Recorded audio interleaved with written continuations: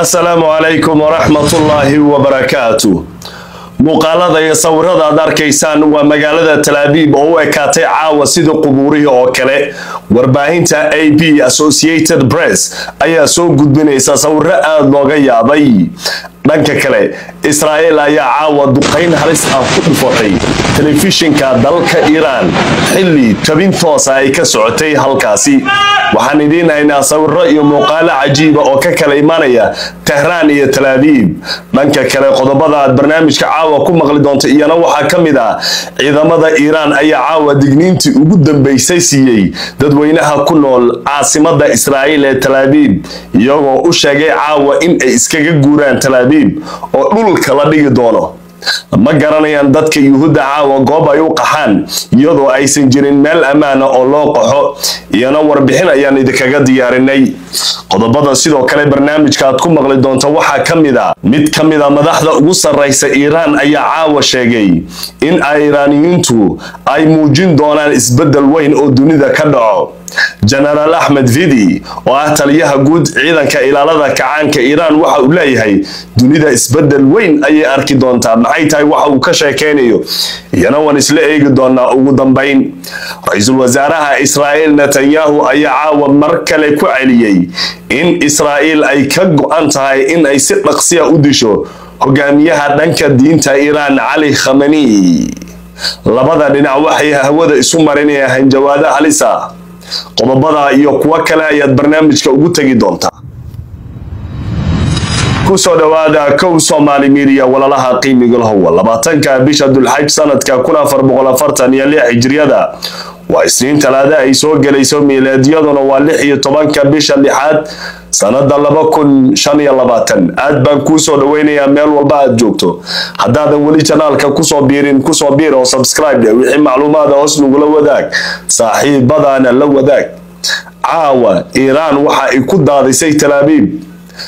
warqado iyo digniino loo diray dadka Yuhuudda iyo fariimo culus taas oo dadka loogu sheegaya in ay qaxaan oo iskaga guuraan Tel Aviv. waxa ayna leeyihiin sida Al Jazeera iyo warbaahinta kale ay qorayso caawa Tel Aviv waxa ka dhici doona waxaan hore loo arkin. lama garanayo nooca hub oo ay isticmaali doonto Iran iyo waxa ay ku dhufan doonto Tel Aviv. waxa ay haddu xaaladu maraysaa labada dhinac meel halis ah iyadoo dhanka kalena Israel caawa ay ku qaaday iyo galabta weerar halis ah gudaha magaalada Tehran caasimada dalka Iran kadib maanta markii ay Iran duqeysay goobo muhiim ah oo ku yaala gudaha Israel oo ay kamid ahayd xarunta shidaalka iyo keedka saliidda ciriinka iyo goobo kale oo muhiim u ahaa militariga Israel gaar ahaan ciidamada cirka. burburka gaaray xarunta waxa ay ka caraysisay Israel caawa waxa iyana dhankeeda ku qaaday weerar gudaha magaalada Tehran iyadoo xilli tabin toos ay ka socotay telefishinka Iran sida muuqaalka aad ka arkaysaan Israel ay ku dhufatay gantaal. dhanka Iiraaniyiintu waxa ay sheegeen in xilliga lagu dhufanayay gantaalka telefishinka Iran ay warbaahinta iyo wariyaashu ay tabinayeen warbixinada ku saabsan dagaalka Iran iyo Israel. inkastoo wax dhimasho aan laga soo tabinin weerarka caawa ay ku dhufatay telefishinka Iran Israel laakiin waxa ay leeyihiin wararka ka imanaya Iran in ay dhaawacmeen qaar kamid ah wariyaashii halka warka ka tabinayay. Iran waxa ay sheegtay Israel inay yana bilowday inay beegsato goobaha shacabka sida warbaahinta iyo goobaha la midka ah. laakiin Iran waxa ay leedahay weerarkan ma noqon doono mid ciyaar ku istaago. si kastaba noqotay qodobka markaynu meesha uga gudubno dhanka Iran caawa mar kale waxay soo saartay war ay ku sheegtay in dagaalkan uu adduunka isbedel weyn ka muujin doono gaar ahaan General Ahmed Vidi oo ah taliyaha guud ee ciidanka ilaalada kacaanka dalka Iran wuxuu leeyahay dunida Iran waxay u horseedi doontaa xurriyad oo adduunku waxay aaminsan tahay maanta inaysan xur ahayn. waxay leedahay dagaalyahanada Iran iyo militarigooda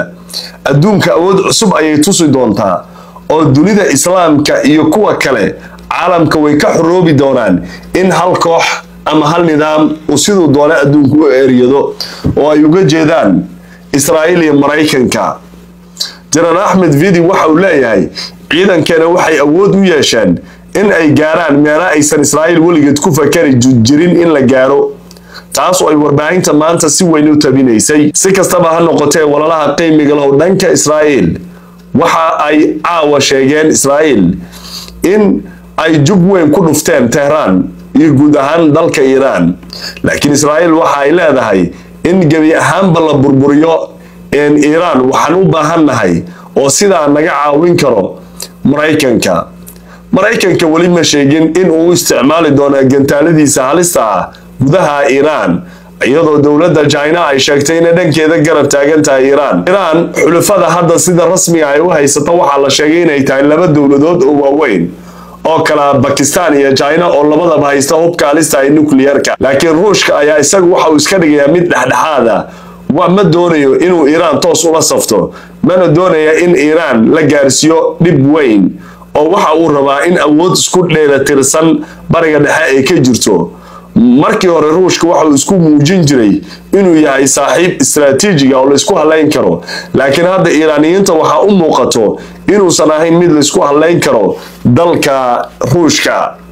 Iran si yaab leh ay u garab istaagtay Ruushka intii uu kula jiray dagaalka Ukraine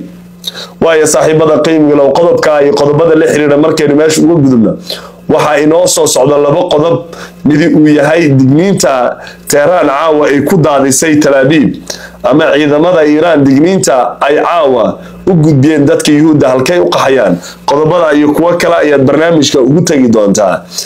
waxaad sidoo kale barnaamijka ku maqli doontaa madaxweynaha dalka Mareykanka Donald Trump oo ku sugan dalka Canada oo ka hadlay dagaalka Iran iyo Israa'iil oo caawa war cusub ka soo saaray laakiin walalaha qiimiga leh aynu ku hormarno sida hadda xaaladda ay tahay labada dhinac Israa'iil iyo Iran xilligan aan barnaamijka duubayno waxa ay isweedaarsanayaan duqeymo iyo weerar halis ah iyadoo diyaaradaha Iran ay duqeynayaan qaybo kamid ah gudaha Israa'iil inkastoo ay ilaa hadda weerarada socda iyo duqeymada ku socda gudaha Israa'iil la sheegay inaysan wali wax saameyn weyn iyo goomo muhiim ah aysan ku dhufanin telefishinada loogu daawashada badan yahay gudaha Israa'iil oo uu ka mid yahay telefishinka Netanyahu maalgeliyo janaalka 12 iyo 14 ayaa shaqaalahooda faray inay isku diyaariyaan daadgurayn degdeg ah iyadoo laga cabsi qabo in xaaladdu si lama filaan ah isu bedesho sida ay warisay warbaahinta Reuters ka bixitaanka xarumaha telefishinada shaqaalahooda ay ka saarayaan warbaahinadan ayaa waxa lala xiriirin karaa bartilmaameedkii Israa'iil maanta ay bartilmaamsatay telefishinka dalka Iran waxay aaminsan yihiin telefishinada Israa'iil in laga argudan doono oo macnaheedu ay tahay Iran duqeynta caawa ay ku wada gudaha Israa'iil waliba saacadahan xilligan aan barnaamijka duubayno inay iyaguna filan karaan in taa bedelkeeda ay Iran beegsan doonto telefishinada Israa'iil dhanka Iran caawa sida idin muuqato wariyahan xilliga uu warkan duubayay waxa uu ka sheekeynayay qarax lagu beegsaday telefishinka Iran ay leedahay laakiin si la yaab la ayaa mar kale waxa haddana lagu celiyay gantaal kale sidaas ayay dhulka ku dhigtay daartii telefishinkii ugu weynaa dalka Iran xilli telefishinkaas warbixino iyo barnaamijyo ka sameynayay lama garan karo Iran inay bedelkeeda iyana si toos ay u beegsan doonto telefishinada janaalka 12 iyo 14 ee xiriirka la leh warbaahinta Israa'iil gaar ahaan siyaasiyiinta uu ka mid yahay ra'iisul wasaaraha Israa'iil Netanyahu dhanka kale wargeyska Israa'iil ka soo baxa ee loo yaqaan Times of Israel ayaa ku waramay waxa suuragal ah in howlgalka Israa'iil ee ka dhana Iran uu socdo muddo u dhaxaysa buu leeyahay 2 ilaa 3 toddobaad laakiin sidoo kale waxa jira buu yiri suurtagalnimo in la kordhiyo muddada oo ay intaaba ka badato iyadoo ay ku xiran tahay go'aanka hoggaanka siyaasadda iyo ballaarinta howlgalka ujeedada ugu dambaysa Israa'iil waa in la riixo Iran iyo dadaalka reer galbeedka oo Iran lagu qasbo in ay miiska wada hadalada iyadoo qasban ay soo fariisato oo ay ogolaato heshiis walba oo ay soo bandhigto Israa'iil iyo Mareykanka dhanka Iran waxay aaminsan tahay Iran iyana dhankeeda wararka ka imanaya in isbedel weyn ay ku sameyn doonto gobolka bariga dhexe qaar ka mid ah mas'uuliyiinta Iran ayaa ku celcelinaya in ay mar dambe Israa'iil dalalka muslimiinta iyo kuwa kale dunida aysan danaheeda iyo ajandaheeda ku qasbi doonin oo dagaalka Iran ay la gashay uu tusi doona awoodda Israa'iil in Israa'iil la dagaalami karo oo meel la saari karo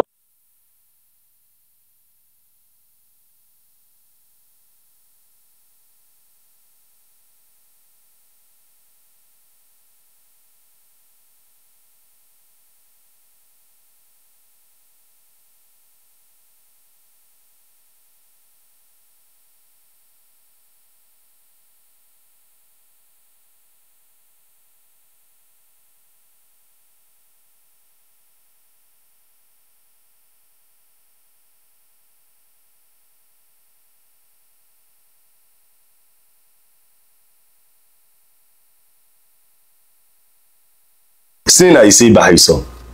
aynu ku bilowna barnaamijkeena qaybta ugu dambayso digniinta caawa lagu daadiyay magaalada Tel Aviv waxa ay warbaahintu leedahay waxay u dhigantaa tii ciidamada Israa'iil ay ku daadin jireen magaalada Gaza xaafadaheeda iyadoo ciidanka Israa'iil dadka reer Falastiin ay u sheegi jireen inay ka guuraan marinka Gaza gaar ahaan waqooyiga haddana dadka markii ay waqooyiga ka guuraan ay haddana maalmo kadib waxay u diri jireen fariin ah inay ka guuraan koonfurta hadda islatii oo aan biyo la marinin ama aan wax weyn laga bedelin ayay Iran waxay ku sameynaysaa Israa'iil wana sheekada ugu hadalhaynta badan maanta warbaahintu ay sida weyn u tabinayso Israa'iil waxa ku dhacay wixii reer Falastiin ay ku sameyn jirtay dadka Yuhuudda caawa ee gudaha magaalada Tel Aviv ku sugan mana seexan karaan mana soo jeedi karaan mana garan karaan goob ay u qaxaan walaahow iyo walbahaar ay hayo haddii Tel Aviv ay u guuraan xagay u qaxayaan Haifa ma badbaadayso Jerusalem ma badbaadayso Eilat ma badbaadayso intaba hore waxa u garaacay gantaalada Iran oo ciidamada Iran waxa u suuragalay inay dhammaan deegaanadaas ay duqeynteedu gaarto ayadoo sidoo kale caawa Iran ay digniinteeda ku dartay in ay ka dhici doonto waxaan hore uga dhicin magaalada Tel Aviv iyo qaybaha kale Israa'iil iyadoo labada dhinac ay iska beegsanayaan xarumaha waaweyn oo magac ku leh sida telefishinada xarunta korontada shidaalka iyo sidoo kale wasaaradaha madaxda Israa'iil ayaa gabi ahaanba hadda lagu waramayaa xafiisyadooda inaysan ku shaqaynaynin oo godadka hoostooda dhulal ku yaala ay ku shaqaynayaan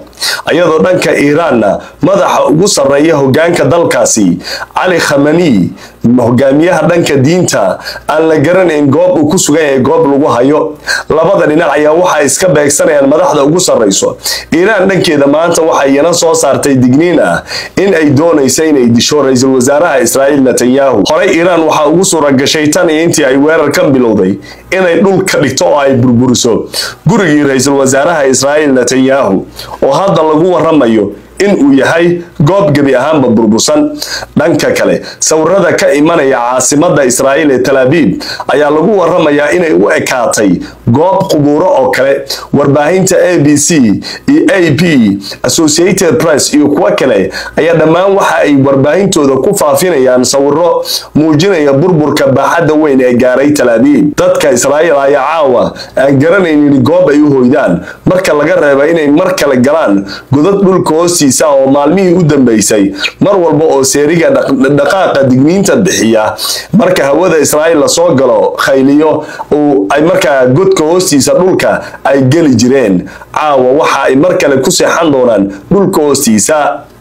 waaya saaxiibada qiimiga leh qaybta iyo wararka la xiriira markaynu meesha uga gudubno aynu toos ugu galno hadalka mar kale caawa u jeediyay madaxweynaha dalka Mareykanka Donald Trump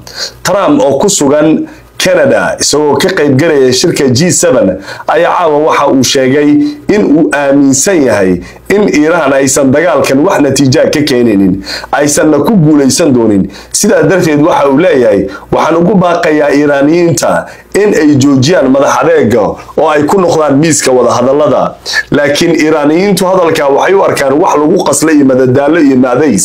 iyagoo aaminsan in Israa'iil ay gaartay darbaaxa weyn labada dhinac ayaa hadda u muuqdo inay isku baaba'ayaan Mareykankana ilaa hadda dagaal toosa ma uusan gelin iyadoo Iiraan ay digniin siisay dalalka suurtagal ay tahay in laga soo weeraro oo aanan ahayn Israa'iil sida Ciraaq iyo kuwa kale. Ra'iisul Wasaaraha Ciraaq al-Suudani ayaa caawa waxa uu isla sheegay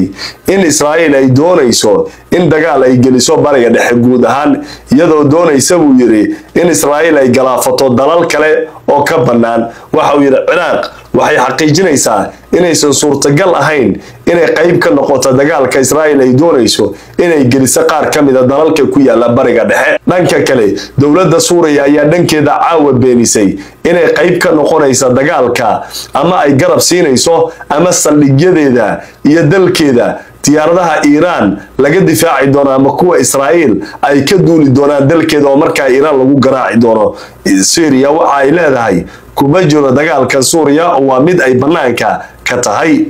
saaxiibada ay walaalaha qiimiga lahow waxa caawa loo dhaga taagaya oo indhuhu dhan ay eegayaan waxa ka dhici doona Tel Aviv iyadoo ilaa iyo hadda duqeynta saacadba saacada ka dambaysa labada dhinac ay ka sii darayso. lama nasanin maalmahan ma jirto 2 saac oo isku xigto oo Israa'iil iyo Iiraan ay duqeynta iska kala joojiyeen.